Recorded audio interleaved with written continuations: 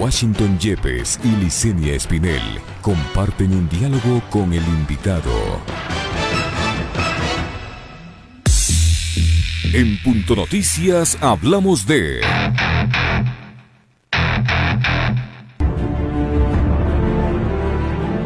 Desde el 3 de junio pasado, cuando Quito pasó a semáforo amarillo, se incrementaron los contagios en un 157,5% según el Ministerio de Salud. Hasta este 14 de julio, la capital registra 9.893 casos confirmados de COVID-19 y 534 personas fallecidas, mientras que los servicios en unidades médicas están al tope de atención. El ministro de Salud, Juan Carlos Ceballos, confirmó que no existen unidades de cuidados intensivos a disposición en el distrito metropolitano. Frente a este panorama y para contener el virus en las 64 parroquias de Quito, el municipio pidió al Comité de Operaciones de Emergencia Nacional mayores medidas restrictivas, que el toque de queda vaya desde las 19 horas y hasta las 5 de la mañana. Actualmente va desde las 21 horas. La implementación de una ley seca, suspensión de reuniones y eliminación de los salvoconductos, excepto en aquellas actividades esenciales.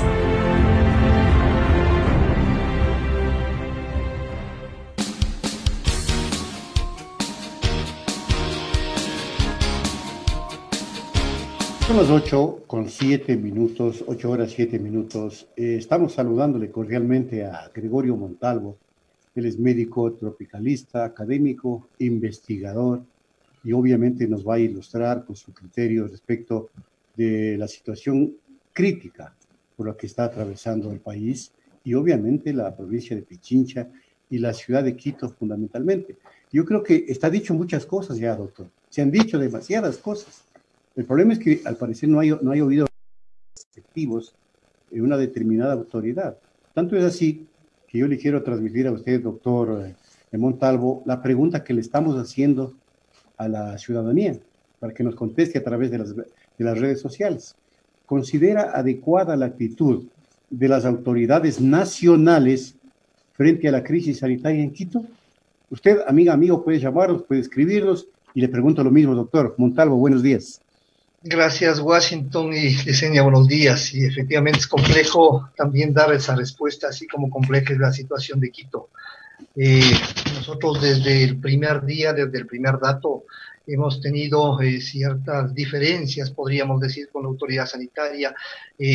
Consideramos que no se ha manejado adecuadamente, sobre todo por el impacto que ha tenido ya la crisis en algunas ciudades y provincias en las que se ha dado además un espacio, como fue el caso del Distrito Metropolitano de Quito, en el que las medidas restrictivas y de aislamiento se tomaron en momentos específicos, incluso cuando no había casos.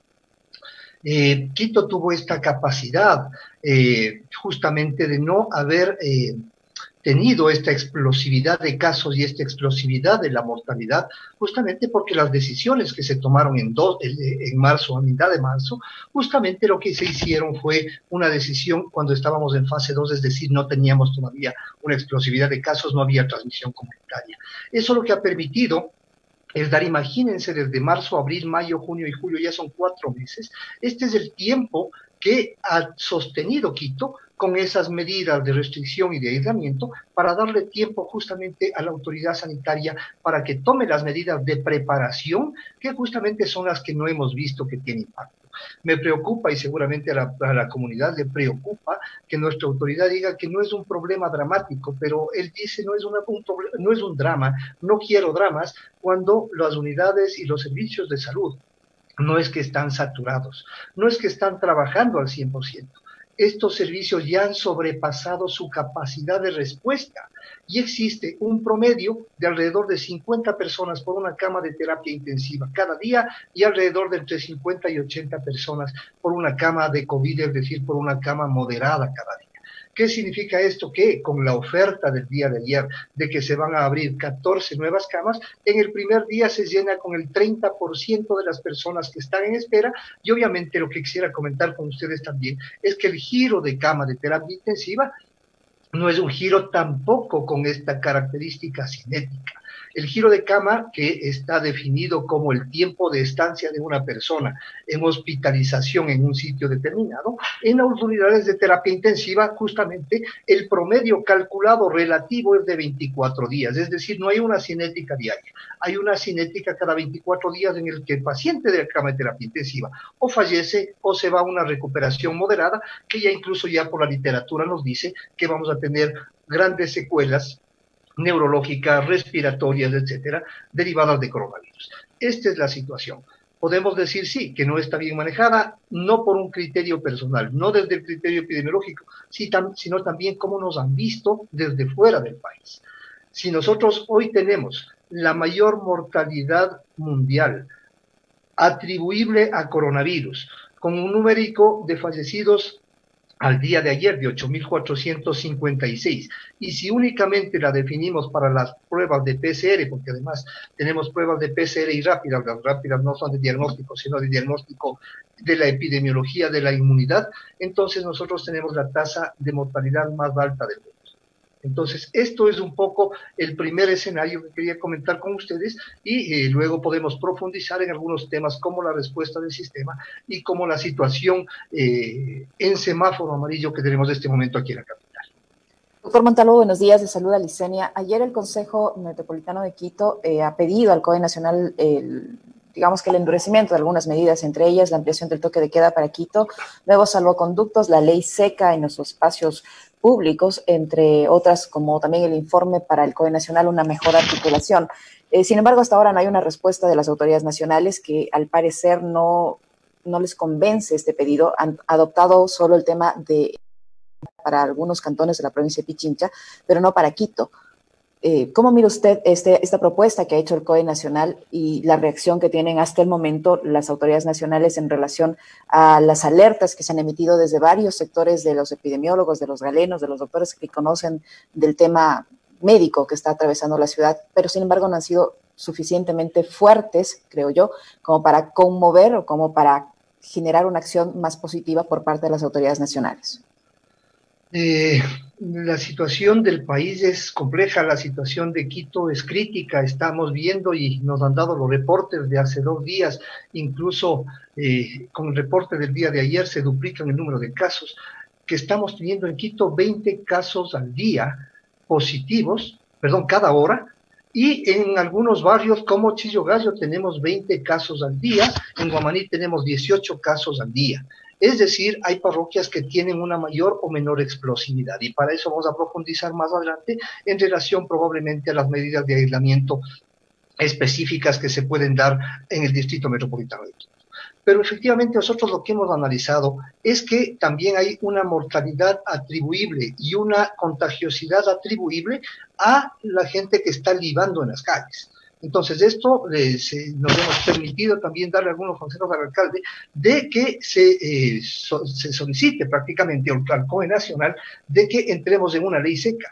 Hay accidentes y hay gente que se pone a libar. La respuesta ha sido ayer de la ministra en que no se saca mucho en el prohibir el expendio de licor y en el prohibir, porque obviamente la gente va a ver unas formas un poco más oscuras de conseguir el alcohol y no va a dejar de tomar. Pero sí se impide de alguna forma las reuniones. Lo que hay que hacer es fortalecer el control de estas reuniones. Quito se transforma en una de las ciudades, sino en la ciudad que tiene más eventos de reunión, que tiene más eventos de fiesta, que ha flexibilizado todos sus escenarios de aislamiento y el impacto está viéndose únicamente en los hospitales. Si a nosotros todavía no tenemos un familiar, si no tenemos un conocido, que cada vez se cierra nuestro círculo, cada día nos llaman a nosotros como colegas y nos dicen, el mismo caso del señor gerente del hospital Carlos Andrade Marín, que está en terapia intensiva, cada vez tenemos más colegas más cercanos que están en esta situación. ¿Qué es lo que queremos? O sea, ¿qué es lo que se le pide al COE Nacional? Medidas que, una de las recomendaciones que hemos hecho a la máxima autoridad del cantón, es que incluso no es imprescindible volver a la caracterización del semáforo rojo. Un semáforo rojo tiene las características de los indicadores que el gobierno nos ha puesto para asegurarnos la restricción o el aislamiento. Sin embargo, volver al semáforo rojo o adelantarnos al semáforo verde, lo único que hace es aumentarnos o disminuirnos indicadores que ya están saturados hace rato. Entonces, si el indicador principal es la tasa de uso de los servicios de salud, nunca debimos haber salido del semáforo rojo, porque los servicios estuvieron desde el 24 de mayo, que vengo haciendo un seguimiento, desde el 24 de mayo había 50 personas que estaban esperando por una cama de UCI. Por lo tanto, el 24 de mayo debimos haber estado todavía en semáforo. Entonces, esta es la situación. Debemos movernos a otro tipo de medidas restrictivas porque, obviamente, ayer conversaba con colegas de la Organización Panamericana de la Salud, debemos cumplir con los indicadores internacionales. Entonces, solamente con el primer indicador de la Organización Mundial de la Salud, ¿está controlado el virus en Quito? No está controlado. El virus todavía está en una transmisión sostenida y tenemos un impacto en la mortalidad, en una mortalidad declarada de 534 casos. 534 casos en la provincia de Pichincha, más bien el distrito metropolitano de Quito, pero que todavía no hemos calculado el excedente de mortalidad del mes de julio. Sin embargo, en el mes de mayo hubo un excedente de mortalidad del 41%, en el mes de junio un exceso de mortalidad del 31% y en julio seguramente vamos a tener un exceso de mortalidad entre 40 y 50%. Nosotros hemos recomendado que se solicite estas medidas al COE Nacional como un coadyuvante, no son la solución. La solución son el distanciamiento, el no salir de casa si la gente no es imprescindible que deba salir, el lavado de manos y la utilización justa de la mascarilla. Sin embargo, estas pequeñas medidas que, como digo, impedirían de alguna forma las congregaciones, la unión de barrios que no son solamente los barrios populares, sino también los barrios con ingresos económicos un poco más elevados, que es lo que leíamos ayer en la prensa. La gente de ciertos barrios con un poco más de ingresos económicos también se reúne a jugar el vóley o el mismo ecuavóley, y decían, caramba, esta gente también juega ecuavóley, y son los escenarios de transmisión. Esto en pacientes asintomáticos, y es el cálculo que deberíamos hacer, que en algún momento le hicimos el cálculo con el ministro, solamente con 130 casos nosotros teníamos alrededor de 7 pacientes graves cada día. Si en Quito tuvimos en un día, o como el día de ayer, sobre los 300 casos, debemos calcular que necesitamos alrededor de 20 o 25 camas de terapia intensiva, si el efecto lo vamos a ponderar en 15 días y esta disponibilidad no existe. Claro, doctor Montalvo, el tema de los casos asintomáticos es realmente extremo porque son los que más contagian. Estamos teniendo y viviendo inclusive a nivel de círculos familiares este tipo de experiencias que son tremendas porque se contagian casi toda la familia y son asintomáticos, pero están contagiando a medio mundo.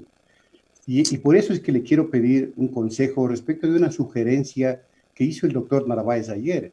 Él planteó que es bueno ya que se pase, pero de manera agresiva, a activar brigadas de médicos, de personal sanitario, enfermeros, paramédicos, etcétera, y de ciudadanos en cada barrio donde hay más focalizada la epidemia, para que sea esta gente la que supervigile el desarrollo de la pandemia, estableciendo una suerte de cerco epidemiológico, porque de lo contrario esto se nos va a ir de las manos.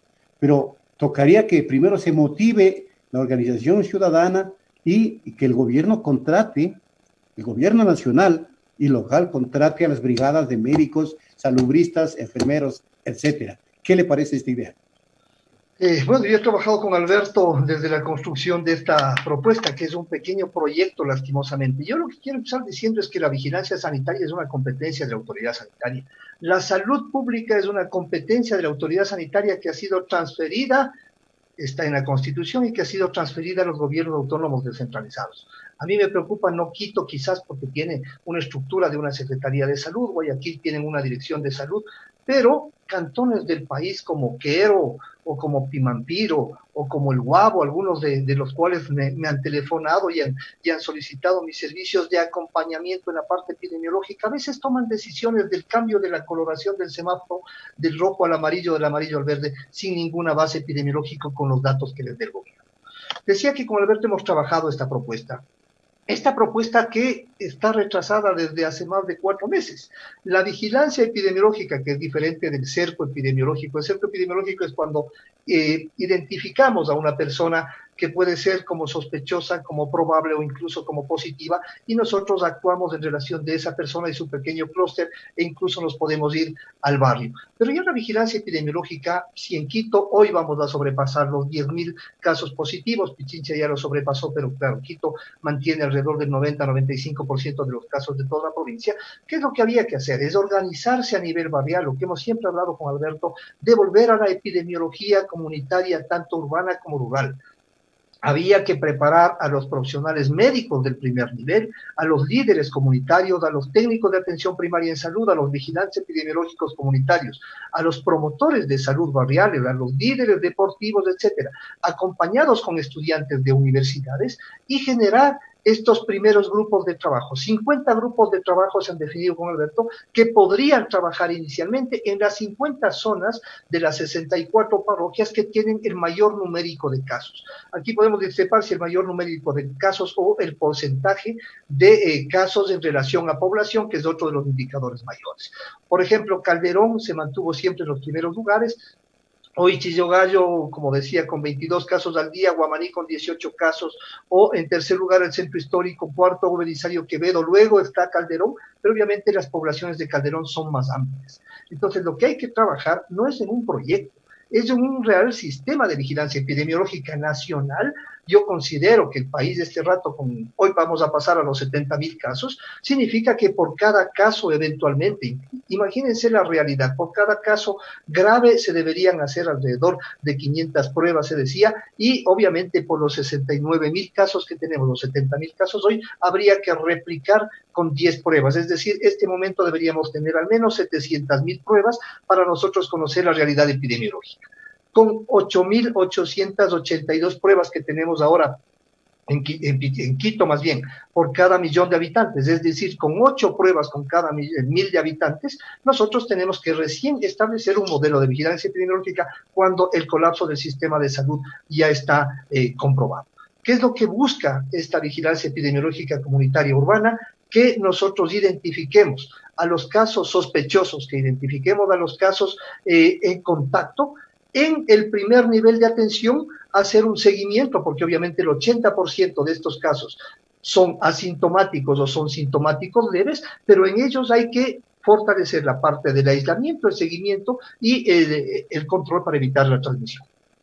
Esa parte no se está haciendo actualmente, doctor, porque en un inicio se pasaba, o el municipio había pedido la competencia para hacer esta labor, pero el COE Nacional no se la concedió. Y el presidente de la República, recuerdo yo hace algunas semanas, adoptó medidas supuestamente distintas para Quito en medio de este semáforo amarillo, en las que se iba a disponer mayor cuidado de las zonas donde se experimentan mayor número de contagios. Esto evidentemente por las cifras que vemos no se está cumpliendo.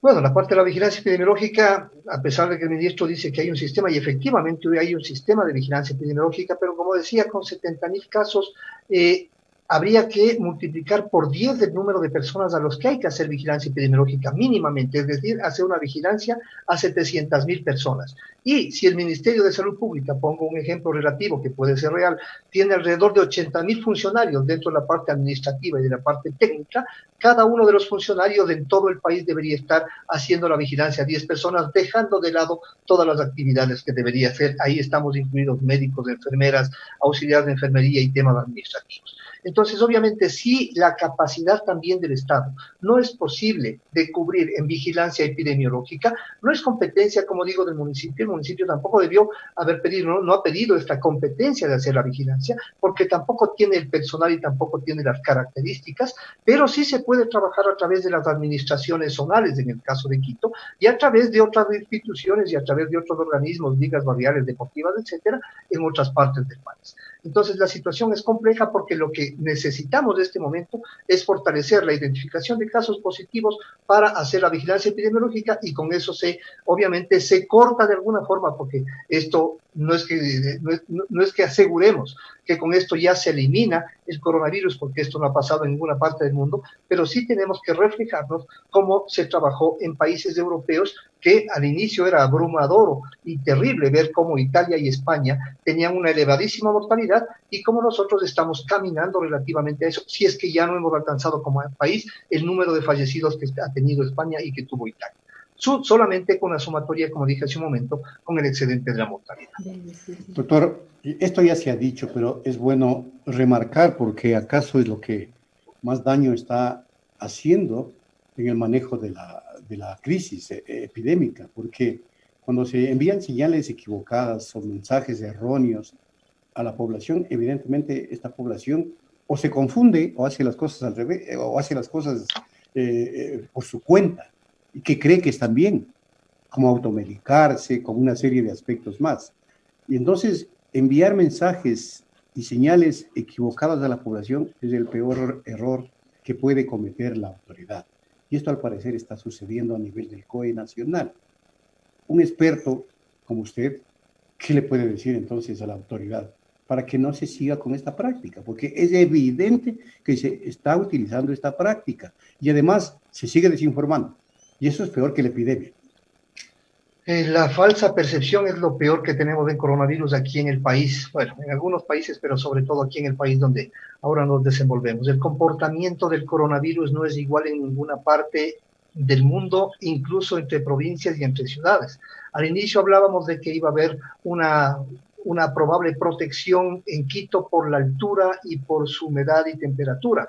Esto no se ha dado y estamos en una transmisión progresiva. Pero decía, lo peor es esta percepción de seguridad. Y la percepción de seguridad parte desde los datos. Si nosotros tenemos, o como decíamos, hemos analizado de que Quito ha tenido 24 casos en un día. Si con 24 casos, 20 casos cada hora. Es decir, alrededor de 536 casos tuvimos en un día. Si estos 536 casos nosotros tenemos que graficarlos, la curva acumulada siempre va a mantener un pico. Pero si usted va a la curva de Pichincha, desde anteayer hasta el día de ayer, del 13 al 14 de julio, no subieron más que 6 casos.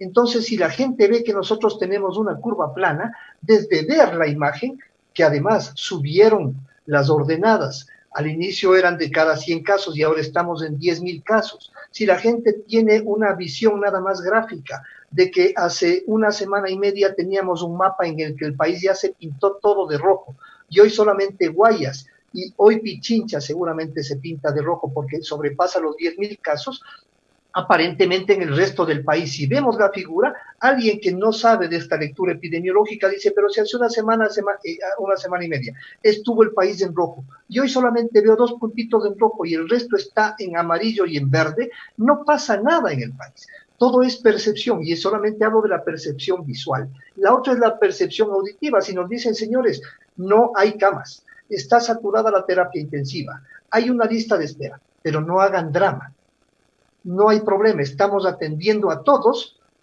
Esta es la percepción auditiva.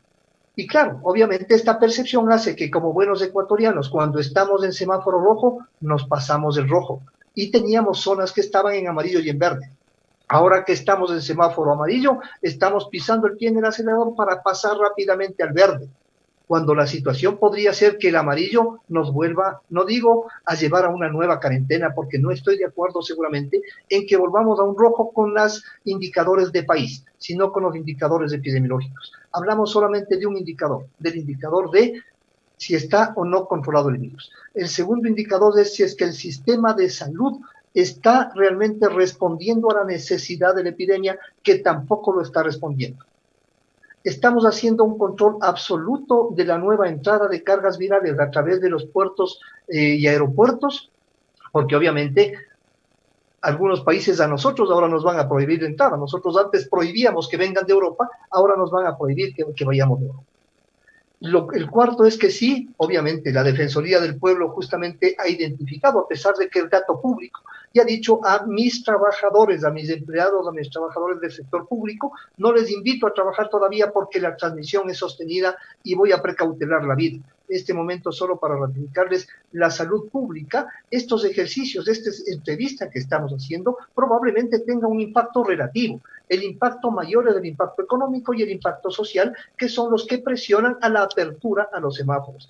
Ya nos está interesando el fútbol, ya nos empiezan a interesar las playas y pronto nos interesarán los bares, las discotecas y centros de tolerancia, y aquí no pasará nada. La mortalidad seguirá subiendo, la transmisión seguirá sostenida y obviamente nos están llevando como país y nos han llevado a algunos países que se han equivocado, como los mismos ingleses en algún momento, a una transmisión abierta en la que no ha habido un control y en la que se le apuesta a esta falsa percepción también de la inmunidad en rebaño que no existe, probablemente con esos porcentajes, porque también se nos ha hablado de muchísimos numéricos y porcentajes de que la gente ya está contagiada, cuando en otros países con nuestras mismas situaciones solamente se ha infectado entre el 7 y 10%.